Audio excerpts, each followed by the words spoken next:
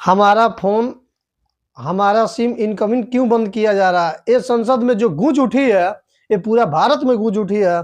जो राघव चाड्डा ने अपने जुबानों द्वारा इतना ज़्यादा बे किए हैं कि पूरा तरह एकदम तहलका मच गया है। सब जगह देख रहा हूँ कि बस यही एक चर्चा चल रहा है कि अगर हमारा सिम अगर होता है, हमारा फ़ोन अगर होता है, तब भी क्यों इनकमिंग फ़ोन हमारा क्यों बंद कर दिया जाता है? अगर किसी भी आधार पे हम लोग कितना भी इमरजेंसी लगा रहता है, तब भी हम लोग किसी से बात नहीं कर सकते, नहीं किसी का फ़ोन आता है।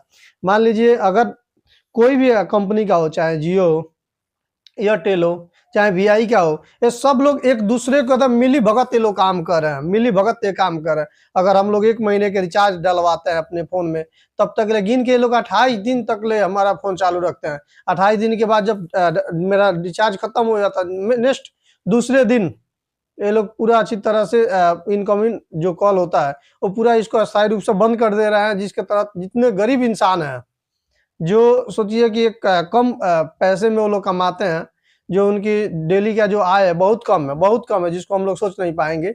उसके लिए भी हम लोग को आवाज़ उठाना चाहिए कि जो किसान लोग हैं, दूसरे नंबर जो मज़दूर लोग हैं, उनके प्रति हम लोग को आवाज़ उठाना चाहिए कि वो लोग कम दिन भर कमाते हैं, 3 से ₹500 तक वो लोग कमाते हैं। और उसके बाद जो रिचार्ज का जो भाव है ₹350 तक है, 1 महीने का, जो 1 महीने का नहीं, 28 दिन के लिए। 28 दिन के लिए हम लोग रिचार्ज डलवाते हैं, उसके बाद से चलता है। चलने के बाद जब वो 28 दिन कंप्लीट हो जाता है, तो हमारा फ़ोन आना बंद हो जाता है। आपको मैं और बता रहा हूँ, अगर किसी भी आपको दिक्कत परेशानी होती है, जैसे हमको आज आधार कार्ड चेंज कराना है, तो उसके लिए क्या चाहिए? ओटीपी चाहिए। ओटीपी भी आना बंद हो जाता है। सोचिए, ये भारत देश है, वो केवल जुल्म केवल जो मज़दूर होंगे, जो गरीब होंगे, उसके ऊपर ही अथी चलता है, बड़ा आदमी के ऊपर नहीं चलता है। अगर भई सोचिए मैं बता रहा हूँ, ये लोग पहले इतना ज़्यादा कंपनी था, एयरसेल था, यूनिनॉर था, टाटा डोकोमो का था, अरे बहुत से अनेकों प्रकार की कंपनियाँ थी। वो कंपनियाँ वो क्यों विलुप्त हो गई? क्यों विलुप्त हो गई?